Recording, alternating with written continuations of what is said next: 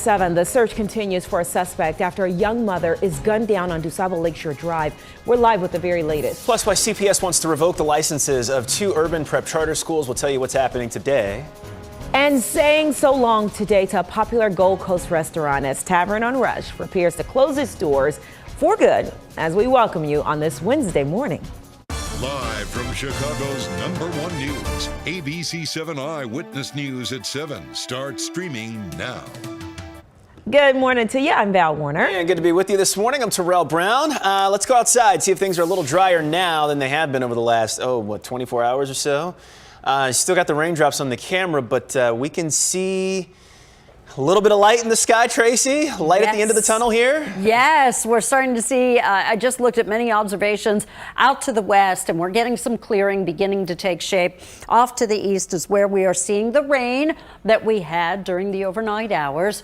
It's chilly, it's windy. It's 41 Naperville, 43 Joliet, 38 right now McHenry, 39 Lake Geneva, 45 in Westville, and 43 right now in Bradley. So rain has ended for us. Temperatures this afternoon topping out in those mid-50s. We'll go through the 7-day forecast coming up in my next report. But Roz, what's your list include now? Well, very heavy traffic for one. We're averaging about 50 minutes for your travel times between the tri-state and downtown. We've got all kinds of problems on the Kennedy. We did have a crash outbound at Canfield, all lanes blocked. They cleared that. Now we've got one reported near Harlem. And then, of course, we've been dealing with this one right at the junction at Montrose. We've got a live crew there. This happened much earlier this morning. A rolled over semi. It was on its side for the better portion of the morning, and they're still working to get everything cleared up. Only the 2 right lanes are open. It's well over an hour from O'Hare to downtown. Our other problem affects Metra. This is where Chopper 7 is live right now over Joliet by Joliet's Union Station. All the activity taking place in the parking lot right now. But we had much earlier this morning a pedestrian struck by a freight train near the Joliet station. So Metra Heritage Corridor, no service. Rock Island, limited service out of New Lenox, and expect extensive delays with that. Val and Terrell. Okay, Roz, we'll check back in a bit. Thank you. Right now, Chicago police are looking for the suspect who shot and killed a young mother and businesswoman on Lakeshore Drive. A man was also badly injured in that shooting. Jessica D'Onofrio is live at University of Chicago Medical Center where that man is being treated. Jess. Yeah, Val and Terrell, police say that man is 31 years old. He was driving the Jeep that came under fire. He is in critical condition this morning, shot in the body and his legs. Now, his passenger, who was shot in the head and killed, is 26-year-old Deshauna Threet. Her family tells Eyewitness News that she was a mother of 2 young children and a West Side business owner. Relatives say she was in her Jeep SUV riding on the passenger side when she was shot and killed at around 1:15 yesterday afternoon while riding southbound on Lakeshore Drive near 45th Street. Police say the man behind the wheel was shot in the body and both legs, as I mentioned, but he managed to get off the drive, stopping the bullet-riddled vehicle in Hyde Park. This morning, Deshauna Threet's family is searching for answers. Disbelief, just trying to understand what happened to her. She's just a loving person, and I just can't believe that she's gone. She's like my little baby before I had a baby. Relatives say Threet, who lived in Bellwood, was a mother of 2 school-aged children and ran a successful West Side business, renting out salon space to hairstylists and makeup artists. Now, this morning, police continue to search for the shooter, and so far, the motive behind the case remains unclear. Val and Terrell, back to you. All righty. Appreciate it, Jessica. Thank you. 4 past the hour, an employee at Batavia High School is under investigation. Video reportedly shows them putting a student in a headlock in the school cafeteria. This is a still picture from the video showing that incident. This happened last Friday. We blurred the faces of those seen in the photo to protect their privacy. This investigation continues. Students at the high school told ABC7 off camera this all happened during an argument that broke out between 2 girls. Police did not confirm that, but they say they are talking to witnesses and going through all available video that shows what happened before they decide whether to press charges. Police are also telling us that the employee in question is a campus monitor at the school. In a statement released earlier by the school district, a spokesperson acknowledged there is an ongoing investigation and wrote, quote, "In the Batavia High School cafeteria on Friday, school staff responded to an incident of assault and battery involving students. The district is aware of a video circulating on social media depicting a select portion of the incident. We're working closely with all of the parties involved." The Chicago Board of Education is expected to vote today on an effort to revoke the license of 2 urban prep charter schools. Mayor Kawash is live outside CPS headquarters with details on that this morning, Mayor. Terrell, Val, good morning. So much pride coming from the charter schools. It has been a long time history within Chicago. Great graduation rates, academic achievements, and now 2 of those locations, well, CPS is trying to wind down the management there in Bronzeville and Englewood. They say that the hope is to keep those campuses open through at least next school year as programs of existing schools within the district. Now CPS accusing urban prep leadership of financial mismanagement, including ghost payrolling. The district also says the charter failed to provide services for special education students and claims just 1/3 of the teachers there are certified. Urban prep leadership disputing that, saying financial issues have come up before but have since been handled. Many of the issues that they're referencing are from years ago, and it's worth noting that in those years since then, we were approved and renewed each of those years. Chief Financial Officer Troy Boyd Jr. says CPS was set to renew their charter back in August, but he claims their tone changed with former Urban Prep CEO and founder Tim King filing a lawsuit against CPS in September after he was accused of sexual misconduct. So now Urban Prep leadership asking Mayor Lori Lightfoot to intervene in this whole process. We'll hear from everyone involved at the board meeting at 10:30 this morning. Val, Terrell. Mayor Kawash live. Mayor, thank you. This morning, a person of interest is being questioned in an attack involving a postal worker in Little Village. Chicago police released this surveillance video over the weekend. It shows the suspect, they say, tried to sexually assault this woman on Saturday. The postal worker managed to escape. The suspect allegedly drove off in her mail truck. It was found later. So far, we're not hearing of any charges being filed in this case. A $25,000 reward is being offered for an arrest and conviction in an armed robbery of a postal worker in Matson. Investigators say the man seen in these photos held a mail carrier at gunpoint back on October 13th. Several postal workers in the Chicago area have been robbed in recent weeks, many for their special keys that allow access to large mailboxes. A Suburban police department put out an alert for the community over video on social media that shows 2 men in a playground with guns. Hazel Crest Police shared these pictures from the video, which they say shows one man with a rifle, the other with a handgun. Anyone with information is asked to call police. I want to get to the show of support for a student in North Suburban Waukegan. He says he was injured in a physical altercation involving a substitute teacher. And that teacher is now under arrest, and the school board addressed that incident during a meeting last night. I'm really scared right now because my teacher hit me in the face, broke my finger, bruised my face. This morning, 14-year-old Brandon Cole says a substitute teacher attacked him yesterday during a science class at Jack Benny School in Waukegan. Attorney Kevin O'Connor is representing the 8th grader. He was having an argument with another student, and instead of the teacher breaking it up, the teacher escalated it and ended up punching and assaulting him.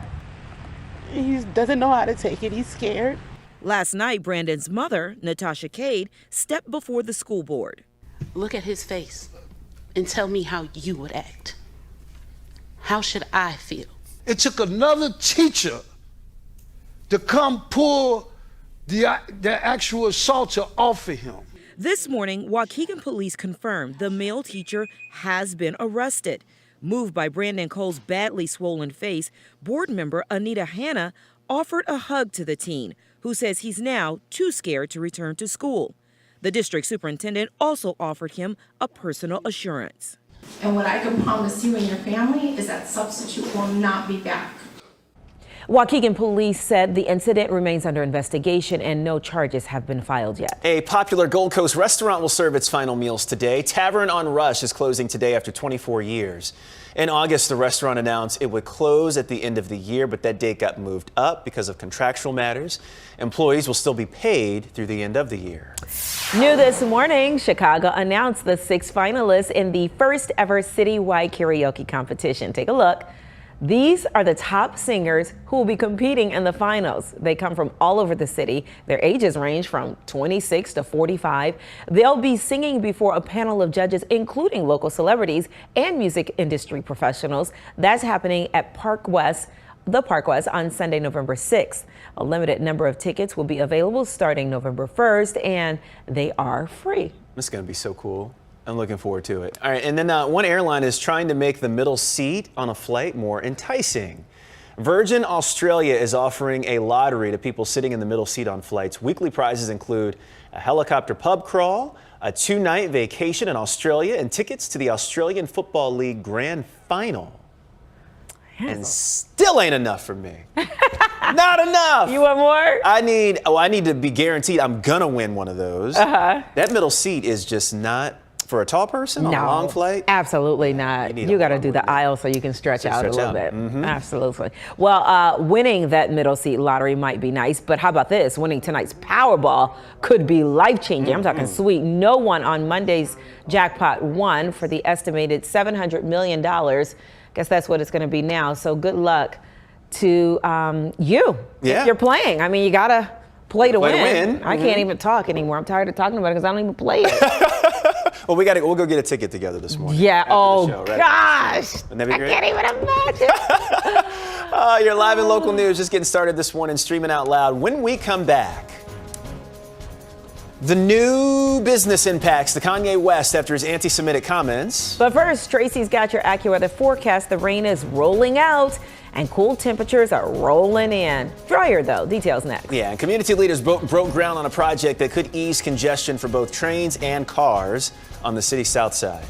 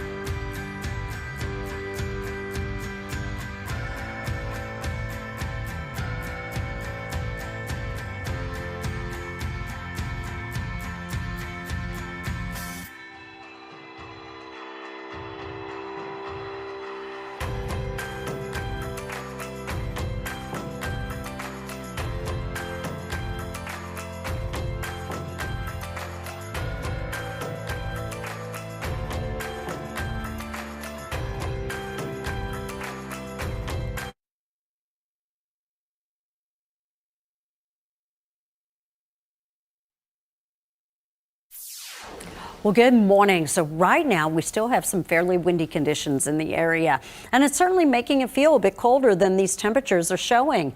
44 right now at O'Hare, 47 Valparaiso. We have 43 right now in Rensselaer.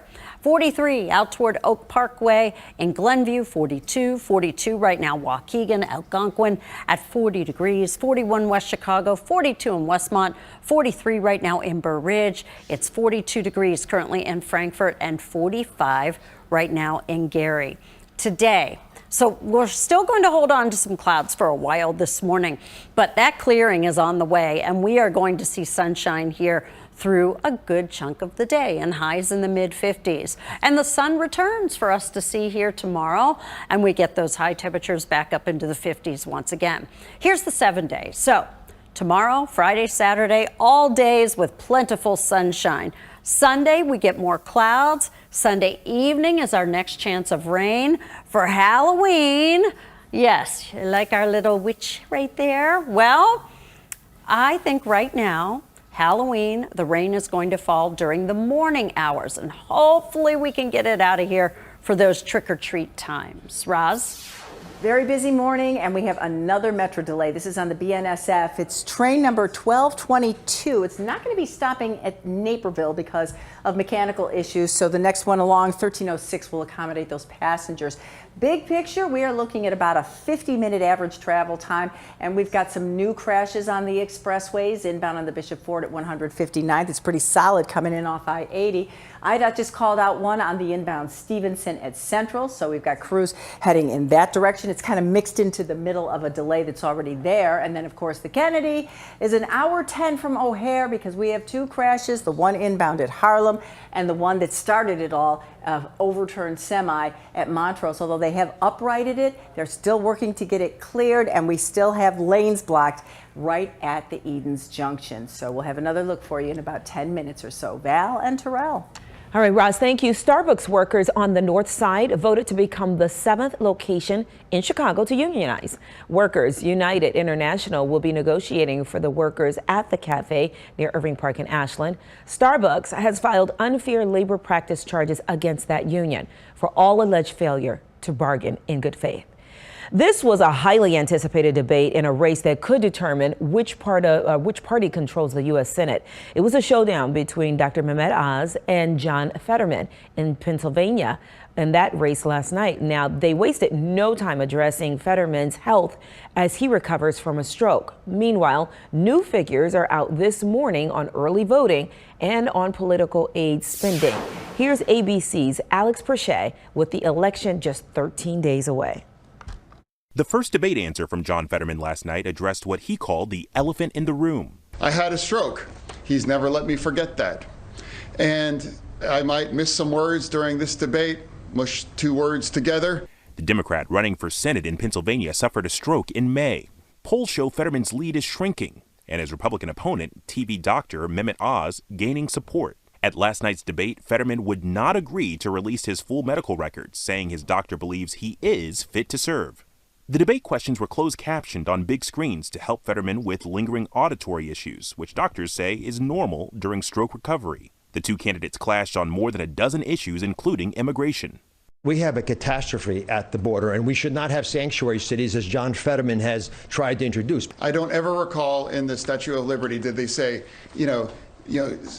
take our tired, huddled masses and put them on a bus and use cheap political stunts about them. And abortion, with Oz saying local politicians should also be part of that decision. I don't want the federal government involved with that at all. I want women, doctors, local political leaders, letting the democracy that's always allowed our nation to thrive to put the best ideas forward so states can decide for themselves.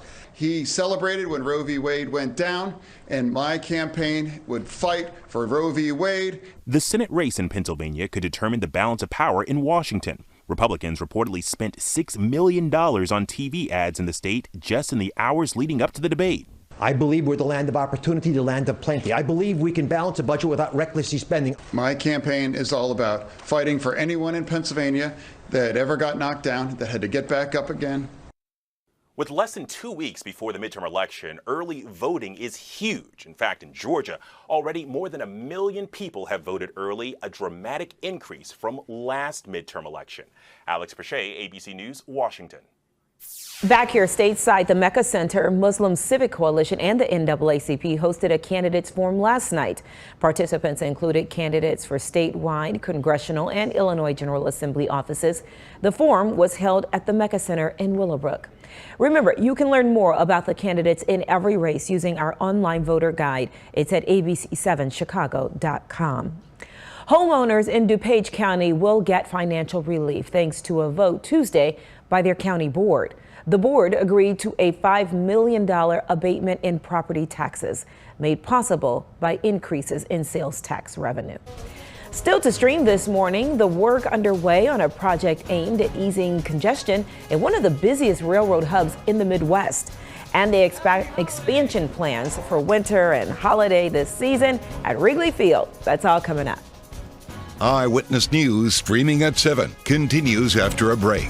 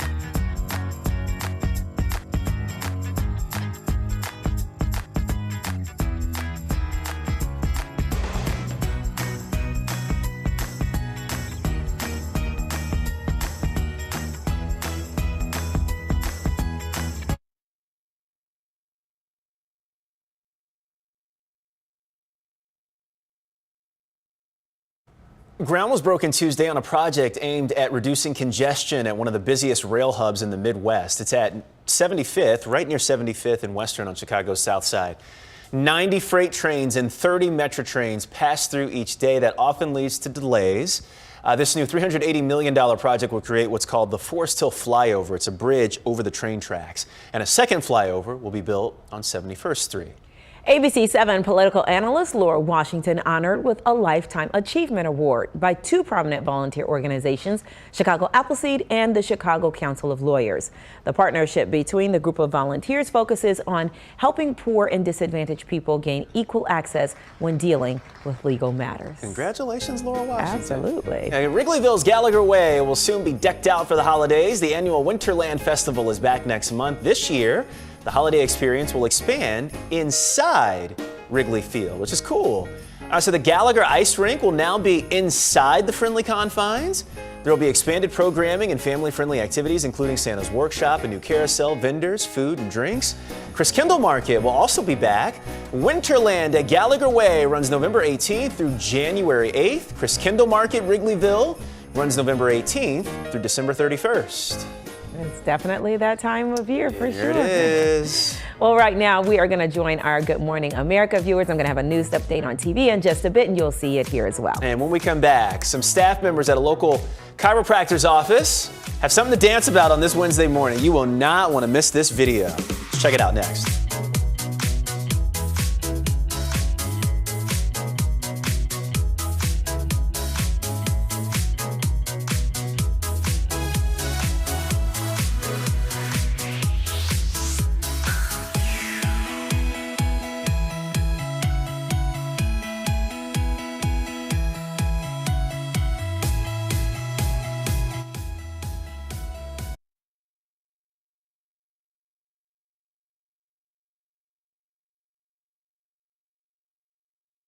Now, an update from ABC7 Eyewitness News. Good morning. It's 7:23. I'm Val Warner. Chicago police are searching for the gunman who shot and killed a young mother on DuSable Lakeshore Drive. 26-year-old Deshauna Threat was a passenger in her Jeep SUV when police say she was shot and killed yesterday on the drive near 45th Street. The driver was struck multiple times in the body and legs. He's listed in critical condition at University of Chicago Hospital. Relatives say that she was a mother of two school-age children and a West Side business owner who was well known in the hairstylist community. It is unclear what led up to that shooting. Let's get a check of the ABC7 AccuWeather forecast with meteorologist Tracy Butler. Tracy. Hi there, Val. Good morning. And you know what? It's turning out to be an okay morning, although a bit on the chilly side of things. Right now we're at 37 in DeKalb, 46 at Midway. Still holding on to some clouds here in the city, but the sun will be out today, and we are going to see an abundance of it, especially this afternoon.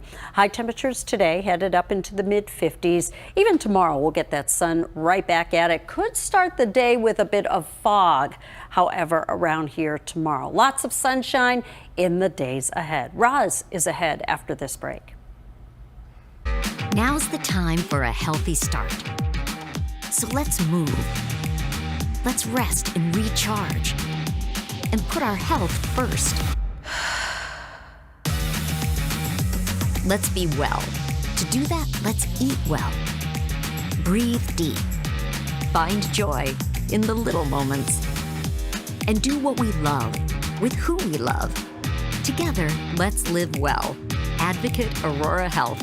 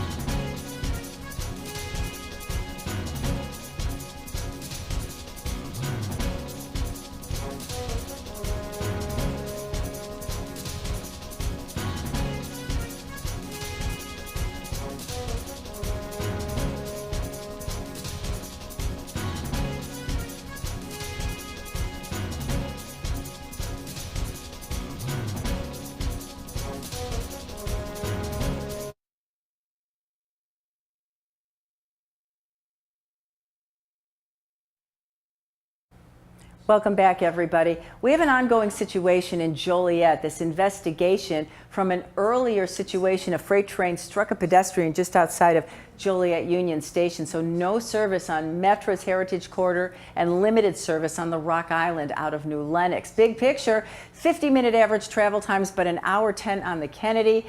We've got a crash on southbound USABA Lakeshore Drive. Look at this delay coming around the curve there at Oak Street. It's at Grand Avenue. Crashes on the Kennedy, one inbound at Harlem, another one inbound at Montrose. They're still working to clear that overturned semi. An hour 10 is the time. Oops. We're back. Hi. Hey. I was gonna say, I don't know. But it is going to be a little bit less dry today. You still have a little bit of raindrops there on the camera. But I tell you what, driving in that rain yesterday, even around the corner to pick my son up from school, took me 45 minutes. Traffic was a mess traffic yesterday. Was a nightmare. Gosh. And what is it about the rain that does that? I asked that question this morning. I don't get it. I mean, I get people have to slow down. Pavement is wet, but to drastically increase the travel times the way they did yesterday, yeah. Well, today will be a better day. Right. All right, got something to dance about today, and you know how this goes, whether it's a new job, graduation, birthday, vacation, or you just like to dance. We want to see it. And this morning, we're featuring some of your dance moves. All right, so who do we have? We have got Dr. Tunde Olatunji this morning. Take a look at this. Baby, calm down, calm down. Yo, this your body, put in my heart for lockdown, oh lockdown. Yo, you sweet life, phantom, phantom. Yeah, doctor. He's good. And assistant. Thank you. Right? So the doctor is dancing. He also likes to dance alongside his staff members, as you can see right here. And she's getting it too. Yes. And they're celebrating their location's 2nd year anniversary. I mean, they are in unison. This must be one of those TikTok challenges I haven't experimented with or haven't seen yet. I like it. I mean, is it though? It's got to be. The fact that they were able to do that together, I'm sure it's some sort of challenge. Oh, it was a dance challenge. They all are. Oh, yeah, okay. You don't I was just like, make this up. I thought for a second that they just kick it so much in the office like this that they could make it up together. This is one of those challenges. Yeah, they're doing it. I love it. I mean, they look good. They really, really do. All right, so doctor getting it in the office with the patients. Very nicely done. And the staff is what we like to see. And congratulations because they're celebrating their second year. Location. So kudos to you. So we want to see more of your videos like that or however you want to do it. Grab your phone, scan that QR code there that you see on your screen. Then upload the video, make sure the music's playing in the background just like you saw, and everything else you need to know is right there. And if your video's picked, you'll be like the doctor and the staff. We got to get the patients involved one day too. That would be a fun video. Yeah, they had some coordination. They had some great. talent. Yeah, it's hard to do those challenges. You ain't lying. And they're long too. It's a lot of dance moves. That one is. Yeah, I like the short ones. Yep. All right. Coming up this morning, the Powerball jackpot reaches a record high ahead of tonight's drawing. The amount of money one lucky player could win. It's the season for scary movies, and you can see them at a horror marathon this weekend. We'll check out a Fright Fest from Asian Pop-Up Cinema next.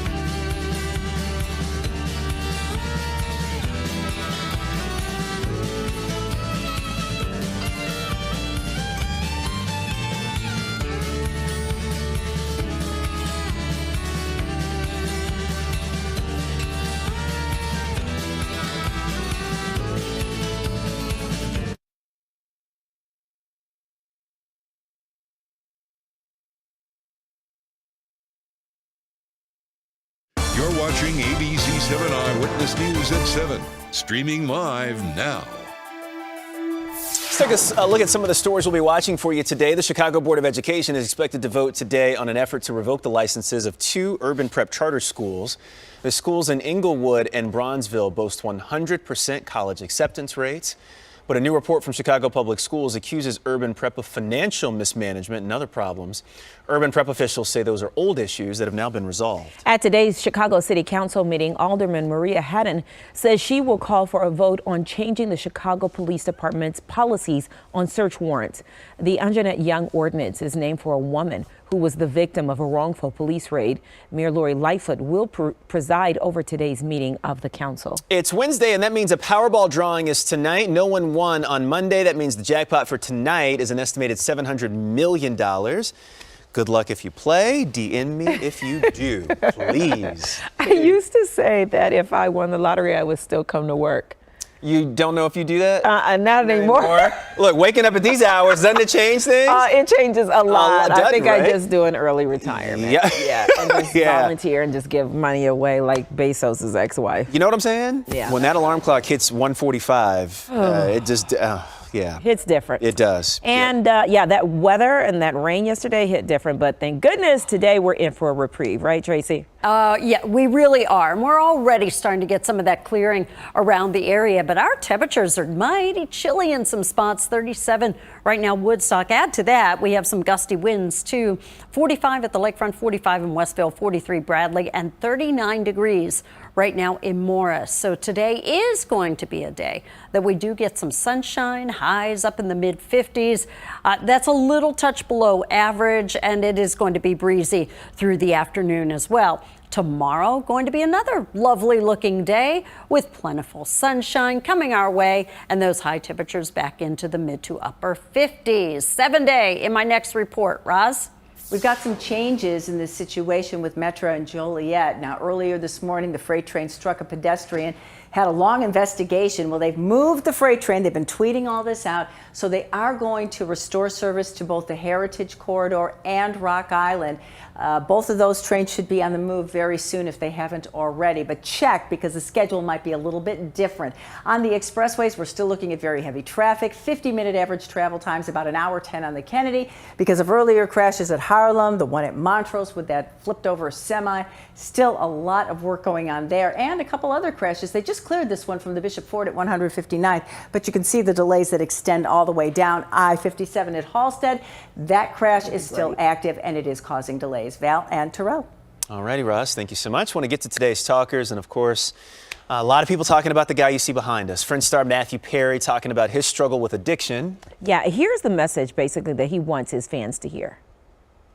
This morning, Matthew Perry is giving fans a candid look into his lifelong struggle with alcohol and drug addiction. Speaking to Diane Sawyer days before the release of his memoir, Friends, Lovers, and the Big Terrible Thing. 6,000 AA meetings, therapy 30 years, 15 rehabs, maybe at least. You say, addiction, the big terrible thing, is far too powerful for anyone to defeat alone. But together, one day at a time, we can beat it down. Yeah, I believe that's true. Your disease is just outside, just doing one-arm push-ups, just waiting for you, waiting to get you alone. Because alone, you lose. And now I finally feel okay and feel like I've got some strength. The Friends star says he's been sober for 18 months, telling the New York Times he believes he's probably spent $9 million or something trying to get there. Rolling Stone publishing an excerpt from his memoir, revealing that at one point, Perry's heart stopped for 5 minutes after he was prescribed propofol ahead of surgery. The actor writing, "It wasn't a heart attack. I didn't flatline, but nothing had been beating." He says doctors broke 8 of his ribs trying to revive him. He had to pull out of the movie Don't Look Up, and says even in rehab, he was lying to doctors about stomach pain to get meds like hydrocodone. Perry now trying to use his platform for good. Gotta help as many people as I can. Very brave. to even be as open and as vulnerable, and to be 18 months sober. I mean, he still has a long road. I mean, that was a big addiction that he was battling for a long amount of time. But I think transparency and being authentic and honest about this will help someone. Yeah. You look at him. First of all, I can't see anybody other than Chandler. Even now, I still see that. You think Hollywood actor, all this success, all this fame and money. How does that happen? And I think it's more common than not these days that, that a lot of people in Hollywood are dealing with issues like that. I'm glad he's on the mend, glad he's getting the help that he needs and that he's doing better. But I think it goes to show that any of us, all of us, have our demons in some way and things that we're battling with and struggling with. And even I'm a hot mess, you know. I mean, we've all got something. Of course, addictions are real. But I think you said something that I actually thought about, because I thought, wow, he's getting a lot of attention with this book. We're doing a 2020 special on it, and I'm like, how is he different from any of the other Hollywood types that have, you know what I mean? But I think that his story about his heart stopping for 5 minutes, and he also described a near-death experience with his colon bursting. He says that was all a turning point in convincing him that he had to get sober. So you can hear more, learn more. Matthew Perry, the Diane Sawyer interview, it's going to air this Friday on a special edition of 2020 at 7 p.m. on ABC7. And you know, when they bring in Diane Sawyer, that's right, it's a big deal. They having a conversation. That's a heavyweight there for you. Yeah. Forbes says that Ye, the rapper formerly known as Kanye West, is no longer a billionaire now that Adidas has severed ties with him. The publication estimates that his net worth will fall to $400 million. I think for me, the question is, does Adidas survive without Kanye? Yeah, that's another really good question. And that's actually the question. And I'm sure that Adidas considered that separation be last. Yeah. And I think Kanye knows that. Of course. Yeah. And that's why he's doing and saying whatever he wants to say. Because he can. Because he feels like it's not going to hurt him. So, we shall see. I'm curious as to how long this break is going to last, and will there be a reunion between Adidas and Kanye? And so again, Adidas and so it was Adidas and now Gap. Chase. Yep, Chase. All of them cutting ties with the Chicago native and rapper. And it's over his anti-Semitic remarks. ABC7 race and culture reporter Will Jones has more, and why some experts say these may not be the last companies to drop him if he continues down this path. The fallout continues for rapper Kanye West, who now goes by Ye after his repeated anti-Semitic and anti-black remarks.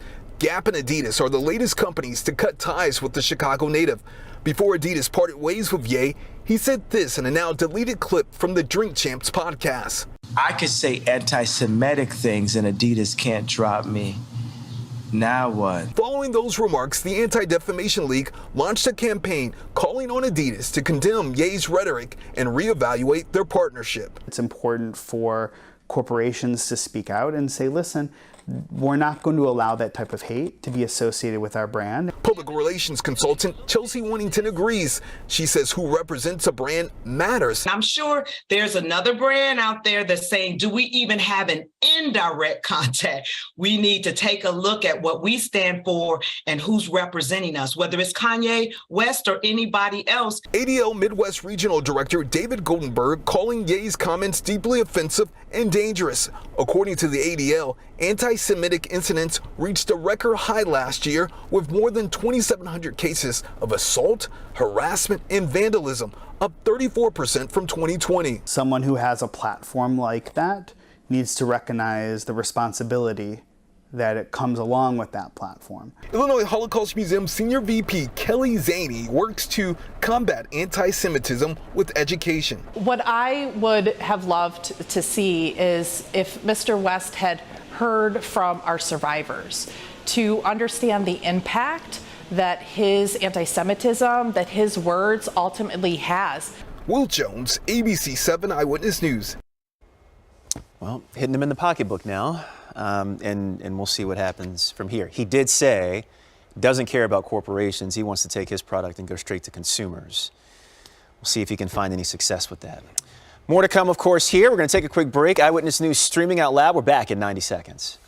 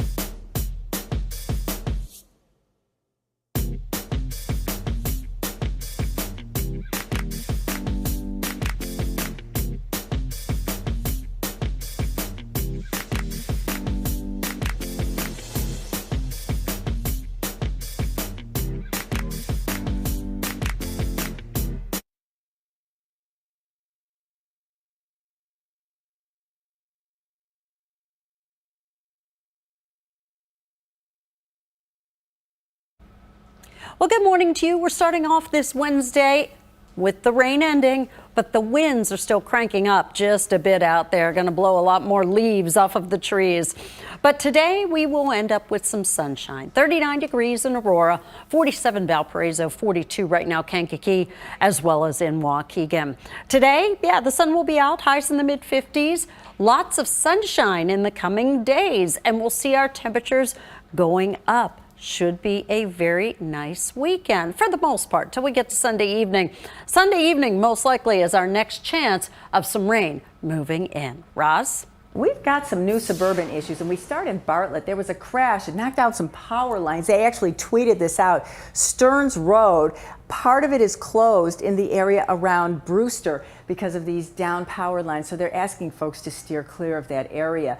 We also have a crash that's causing delays in the Round Lake area on 120 east of Fairfield, but look at eastbound 120. Huge delay there, about a mile of solid traffic. Now, as far as the expressways go, we are looking at travel times that are pretty high this morning. They're averaging 50 minutes. We still have a couple of lanes closed inbound on the Kennedy at Montrose. Still working to clear that overturned semi. It's uprighted, but they got to get it out of there. So it's an hour 20 from O'Hare to downtown. And Tracy, you've got much better news with a special guest. I sure do. And you know what? This weekend I mentioned looks like a pretty decent weekend if you want to do some yard work. And speaking of, this morning our friend Jennifer Brennan, horticulture information specialist with Chalet Nursery and Garden Center in Wilmette, joins us. Hey, Jen, good morning. Good morning. I have happy hands because I got 1.5 inches of rain in my personal rain gauge yesterday and last night. I knew you would be happy about that. It's been a blessing. It's a blessing. Yeah, it's been very dry around here. But, you know, I do want to talk about bulbs. So some folks have said, well, I've already had, below freezing temperatures in my neighborhood. Can I still plant bulbs? Is it still okay to plant those spring flowering bulbs now?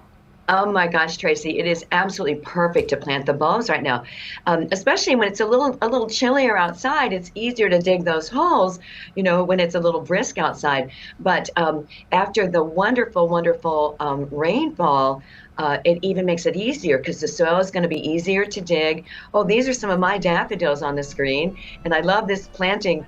The people are using, that's a bulb planter, and that's the hard way to do it. It looks like it's the easy way, but there's a better technique you can use. And you know what? I know you have some very creative ideas on planting bulbs versus, you've used the analogy instead of rows like soldiers standing guard, you have bulb bouquet ideas. What does that mean? Well, what that means is they say that you're not happy unless you have 100 bulbs in your garden. And people look at you with that hand digger and go, 100 times. The easier way is to dig a hole 8 inches in diameter and 8 inches deep. Put 8 to 10 bulbs, large bulbs like tulips, daffodils, or hyacinths in the bottom of the hole. Fill the hole halfway, 4 inches of soil on top of those bulbs, and then put the small bulbs like the grape hyacinth and the anemones around the edge. Put the soil back on top, put the fertilizer on top, water it, and then don't forget to use the repellent to keep the animals from finding your bugs.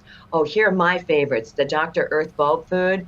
It has 14% potassium, which is the nutrient for bulbs, and then repels all. It just irritates the nasal passages of the animals, especially the squirrels and the rabbits that would eat the bulbs when they come up next spring. But it just irritates their nasal passages. Oh, there's the Dr. Earth 314-2. It's the best phosphorus for roots. It helps the roots grow and the flowers. And there's my toolkit right there. And you know what, Jen, I want to reassure everybody because that is such a great diagram that you shared with us. We're going to make sure we get this all on our website so that we can share with all of our friends out there who want to get out and work in the yard this weekend. So, Jen, thanks again for your time. Always, we appreciate the information. Thank you. Bye-bye. And yeah, ABC7Chicago.com. Well, you can see us right now, and we're going to get that whole story posted on our website for you later. Terrell? I want to talk to Jennifer about relationship advice too. She's just so good with everything. I got somebody for you that. Still to stream this morning. You can get your Halloween on this Sunday with a marathon of freaky films. I'll tell you about the Big Screen Scare Fest coming up this morning. Hang on.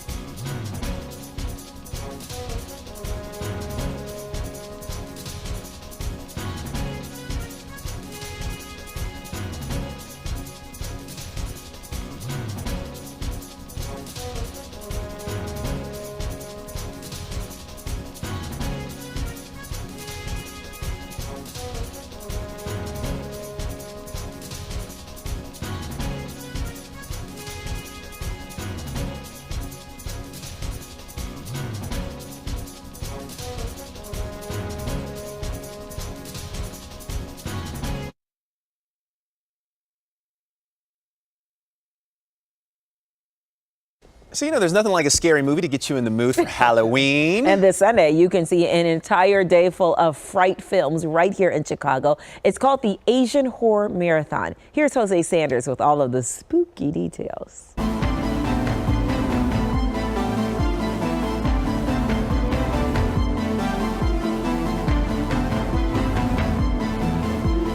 Sophia Wong Baccio founded the Asian pop-up cinema 8 years ago.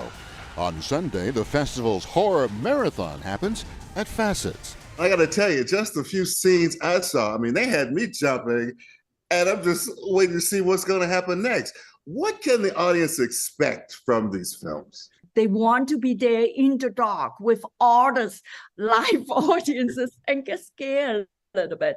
I don't want them to be having all the jump scares. These are all a little bit creepiness in there. Unlike Hollywood horror, which are a lot of slasher, a lot of gore, Asian horror went way back. They are more about human psychics. They are all about creepy atmospheres. And in my opinion, they linger with you. They linger until you go to bed. They linger in your dreams.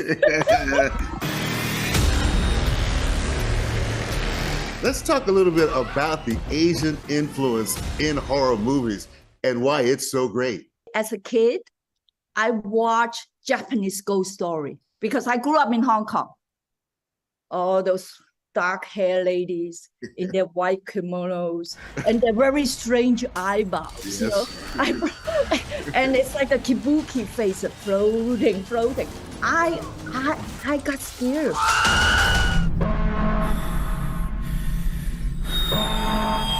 What can people expect to feel and enjoy? At the end, they actually share one thing that we are all wanting to have is the good fight over the evil. And if you don't do anything bad, the vengeful ghost will not come back to you to haunt you. Jose Sanders, ABC7 Eyewitness News.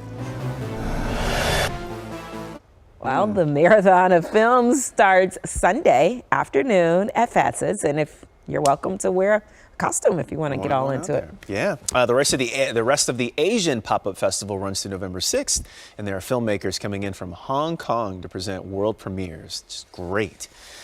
All right, we're going to take a quick break. We're back in 90 seconds. Eyewitness News streaming at 7 continues after a break.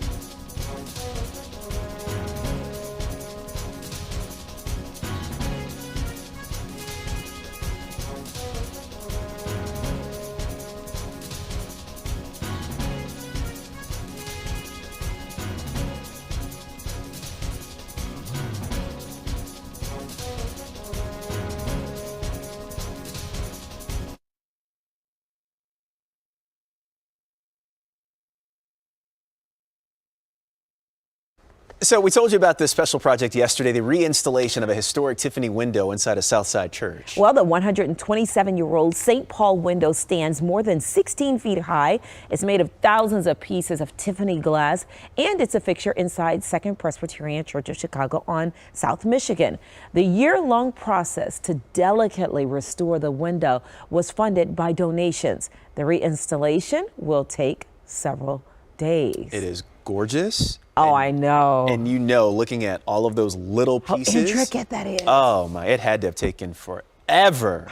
Congratulations on getting it back. No, it's going to be awesome. I know. All right, that's going to do it for us in the news at 7 a.m. I'm going to have news updates, and Tracy and Roz will talk weather and traffic during GMA. We're going to hear from them in just a moment. From everyone here at ABC7, have a great day, everybody. We'll see you back here tomorrow, 7 a.m. This has been Eyewitness News, streaming at 7. Here in Chicago, our weather is always changing. That's why ABC7 Eyewitness News is always there. There when you need us. Giving you the most accurate forecast. Anytime. On any screen, tracking severe storms. With live Doppler 7 Max, the most advanced technology. So you know how to prepare. No matter where you live, we're there when you need us. ABC7 Eyewitness News, your AccuWeather station. You see the look on his face? I know how you feel. My biggest fear was on that. But I knew I was never alone because people care. So walk right in. Get back on. Step right up. And to everyone who sees anyone bullying, don't just watch. Act. Together, we can put an end to bullying. You can learn more at disney.com/choose-kindness.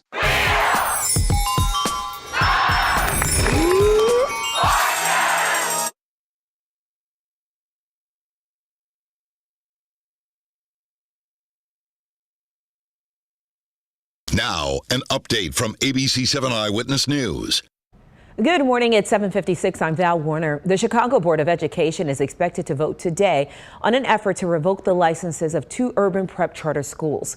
The schools in Inglewood and Bronzeville boast 100% college acceptance rates, but a new report from Chicago Public Schools accuses urban prep of financial mismanagement and other problems. Urban prep officials say those are old issues that have been resolved. We're going to check weather and traffic coming up next.